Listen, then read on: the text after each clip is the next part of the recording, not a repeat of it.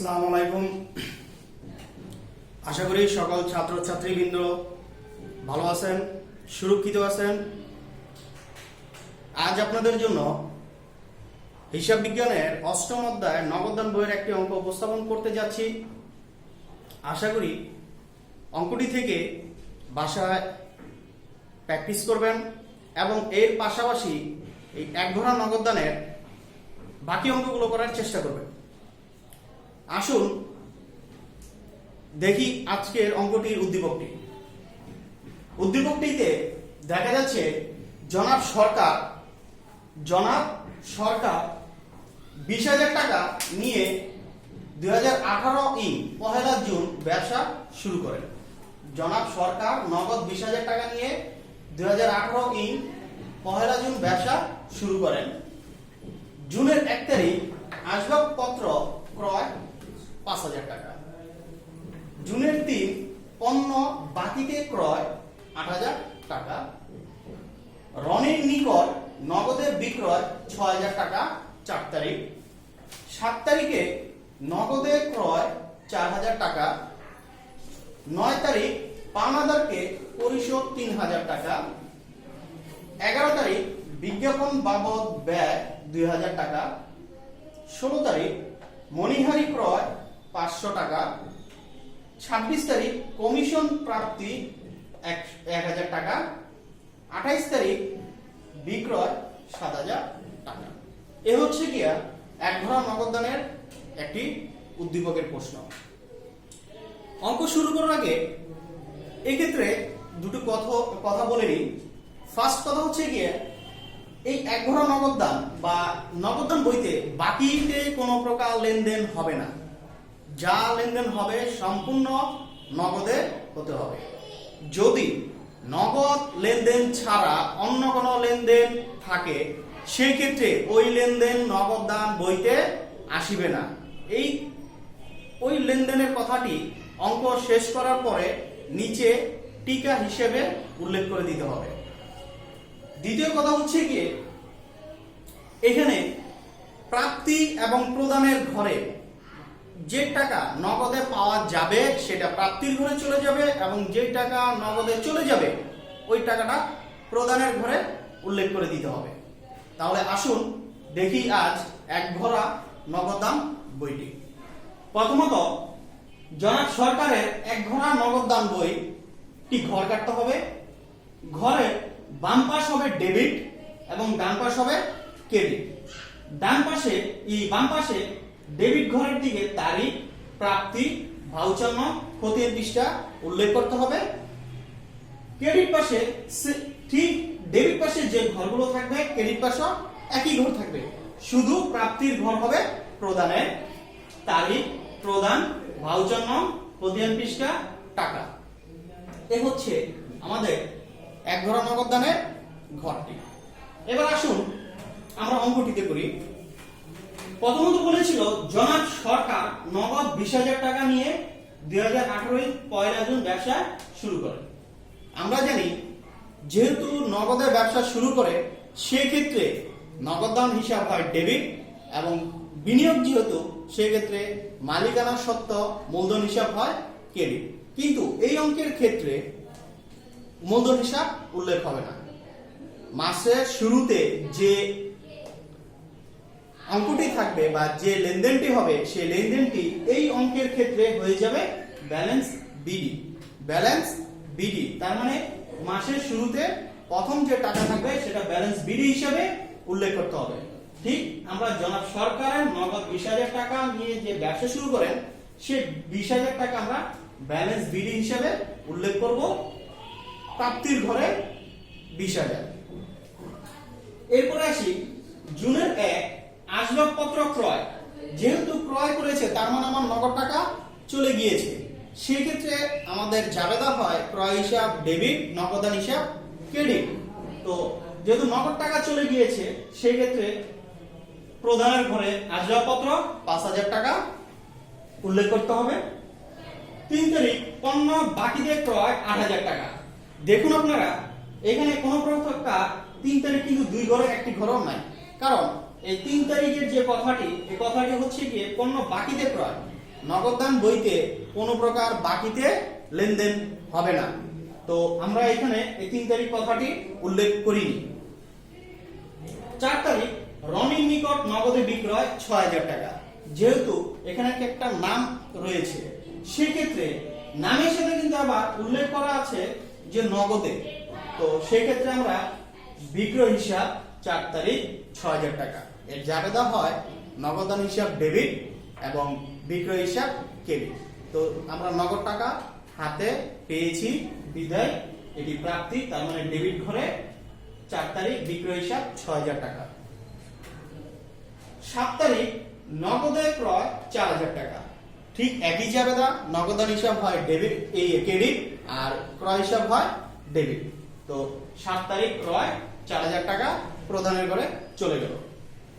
9 তারিখ পাওনাদারকে পরিশোধ 3000 টাকা। যেহেতু পাওনাদারকে আমরা টাকাটা পরিশোধ করেছি, সেই ক্ষেত্রে পাওনাদার হিসাব হয় ডেবিট আর নগদ দান হয় ক্রেডিট। এই ক্ষেত্রে 9 তারিখ পাওনাদার হিসাব প্রদানের ঘরে 3000 টাকা চলে গেল। 11 তারিখ বিজ্ঞাপন বাবদ ব্যয় 2000 টাকা। বিজ্ঞাপন হচ্ছে যে কোন একটা পণ্য ক্রয় বা বিক্রয় করার জন্য, বা বিক্রয় সোজা কথা যদি ধরি, পণ্যটি বিক্রয় করার জন্য যে প্রচারণা করা হয় সেটা হচ্ছে বিজ্ঞাপন। আর বিজ্ঞাপন দেওয়ার জন্য যে টাকাটা খরচ হয় সেটা নগদ টাকা থেকেই কাটা হয়। তো সেই ক্ষেত্রে বিজ্ঞাপন হিসাব হয় ডেবিট, নগদান হয় ক্রেডিট। তো নগদান বহির ক্ষেত্রে প্রদানের ঘরে 11 তারিখ বিজ্ঞাপন 2000 টাকা। 16 তারিখ মণিহারি ক্রয় 500 টাকা। মণিহারি ক্রয় আমরা জানি মণিহারি অর্থ হচ্ছে গিয়ে প্রতিষ্ঠানের খাতা, কলম, কাগজ ইত্যাদি আনুষঙ্গিক যে সকল বস্তু ক্রয় করা হয় তাহাই হচ্ছে গিয়া মণিহারি। এই ক্ষেত্রে মণিহারি হিসাব যেহেতু ক্রয় আছে, সেই ক্ষেত্রে মণিহারি হিসাব হবে ডেবিট এবং নগদান হিসাব হবে ক্রেডিট। তো আমরা 16 তারিখ মণিহারি 500 টাকা প্রদানের ঘরে চলে গেল। 26 তারিখ কমিশন প্রাপ্তি 1000 টাকা। কমিশন প্রাপ্তি, কমিশন তার মানে কোন একটা কাজের বিনিময়ে তাকে টাকাটা দেওয়া হয়, সেই ক্ষেত্রে কমিশন হিসাব হয় ডেবিট, নগদান হিসাব হয় ডেবিট এবং কমিশন হিসাব হয় ক্রেডিট। 26 তারিখ কমিশন প্রাপ্তি, প্রাপ্তির ঘরে 1000 টাকা। 28 তারিখ বিক্রয়, যেহেতু এখানে কোনো প্রকার নগদের কথা উল্লেখ নেই বা ধারার কথা উল্লেখ নেই, তাহলে সেই ক্ষেত্রে আমাদেরকে এই সাধারণত বিক্রয় কথা যদি উল্লেখ থাকে আমাদেরকে নগদে ধরে নিতে হবে। 28 তারিখ বিক্রয় 7000 টাকা, নগদান হিসাব হবে ডেবিট, বিক্রয় হিসাব ক্রেডিট। তো 28 তারিখ প্রাপ্তির ঘরে বিক্রয় 7000 টাকা। এখন এই হচ্ছে আমাদের উদ্দীপকের সম্পূর্ণ অঙ্কটি এক ধরনের নগদানের প্রাপ্তি এবং প্রদানের মধ্যে সম্পূর্ণ করা হলো। এখন আসি আমাদের যোগফল। এই এক ধরনের নগদানের যোগফলটা দেখি।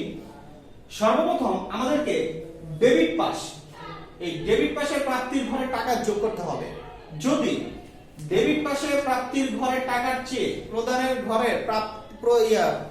ঘরের টাকা যদি বেশি হয় তাহলে এই অঙ্কের ক্ষেত্রে হবে ক্ষতি। আর যদি ডেবিট পাশের টাকার চেয়ে ক্রেডিট পাশের টাকা কম হয় তাহলে সেই ক্ষেত্রে হবে লাভ। কারণ এই ডেবিট পাশের টাকা হচ্ছে আয় এবং ক্রেডিট পাশের সম্পূর্ণ টাকা হচ্ছে গিয়ে ব্যয়। তো আয় থেকে যদি ব্যয় কম হয় তাহলে প্রতিষ্ঠানের হবে লাভ, আর আয় থেকে যদি প্রতিষ্ঠানের ব্যয় বেশি হয় সেই ক্ষেত্রে প্রতিষ্ঠানটির হবে ক্ষতি। তাহলে আগে আমরা যোগ করি। 20 6 26, 26 1 27, 27 7 34,000। এখন দেখি আমরা ক্রেডিট পাশের টাকা কতটুকু কম বেশি। 5 4 9, 9 3 12, 12 আর 2 14, 14 আর 500 তাহলে 14500। এখন এই 34,000 টাকা থেকে 14500 টাকা যদি আমরা বাদ দেই তাহলে আমাদের ক্রেডিট পাশে 19,500 টাকা কম থাকে। এই 19,500 টাকা আমাদেরকে এই ডেবিট পাশের সাথে যদি ক্রেডিট পাশের অ্যানসার মিলাতে হয় সেই ক্ষেত্রে 19,500 টাকা জুন মাসের 30 তারিখ, যেহেতু আমরা জানি জুন মাস 31 হয় না, সেই ক্ষেত্রে জুন মাসের 30 তারিখ ধরে ব্যালেন্স সিডি, তার মানে এই টাকাটা আমাদের লাভ ক্রেডিট পাশে যদি দেই লাভের টাকাটা 19,500। তাহলে এই একটা অ্যান্সার, এই একটা অ্যান্সার, দুইটা অ্যান্সার এক সমান হবে। আপনারা লক্ষ্য করবেন ডেবিট পাশের অ্যান্সার এবং ক্রেডিট পাশের অ্যান্সার যদি এক না হয় তাহলে আপনাদের অঙ্কটি মিলবে না। খেয়াল লক্ষ্য রাখতে হবে যেন দুইটা উত্তরই এক হয়। এই পাশের টাকা যত বেশি হবে এবং এখানে যতটুকু কম হবে ওই কম টাকাটা এটার মধ্যে ব্যালেন্স সিডি করে নিয়ে যেতে হবে, তারপরে কি আপনাদের এই ক্রেডিট পাশের উত্তর এক হবে। পরবর্তীতে এই 19,500 টাকা যেহেতু আমরা জুন মাসের অঙ্ক করেছি, সেই ক্ষেত্রে জুলাইয়ের 1 তারিখ ওই 19,500 টাকা ব্যালেন্স বিডি করে আমাদেরকে নিয়ে আসতে হবে। এই 19,500 টাকার নিচে কোনো প্রকার জেড টানা যাবে না। তাহলে যদি আমরা জেডটা টেনে দিই সেই ক্ষেত্রে পুনরায় নতুন করে আবার অঙ্কটি শুরু হবে। এই ভুল আপনারা কখনো করবেন না। জুলাই 1 তারিখ ব্যালেন্স বিডি 19,500 টাকা। এই 19,500 টাকা হচ্ছে আমাদের প্রতিষ্ঠানের লাভ।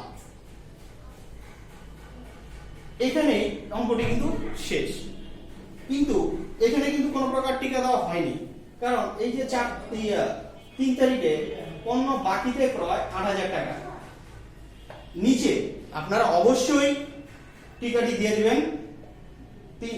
3 তারিখের লেনদেনটি বাকিতে হওয়ায় এটি নগদান বহিতে আসবে না। এই এক লাইনের কথাটি উল্লেখ করে আপনারা অঙ্কটি শেষ করবেন। আজ এতটুকু পর্যন্ত। অবশ্যই আগামী ক্লাসে দুঘরা নগদান বই কিভাবে করতে হয় অবশ্যই আপনারা সেটা দেখতে পারবেন, এবং আশা করি এই অঙ্কটি দেখে পাশাপাশি এক ঘরা নগদান বই বাকি অঙ্কগুলো করার চেষ্টা করবেন। নিজে সুরক্ষিত থাকবেন, পরিবারের সকলকে সুরক্ষিত রাখবেন। অবশ্যই মাস্ক পরিধান করে বাইরে চলাফেরা করুন। আসসালামু আলাইকুম।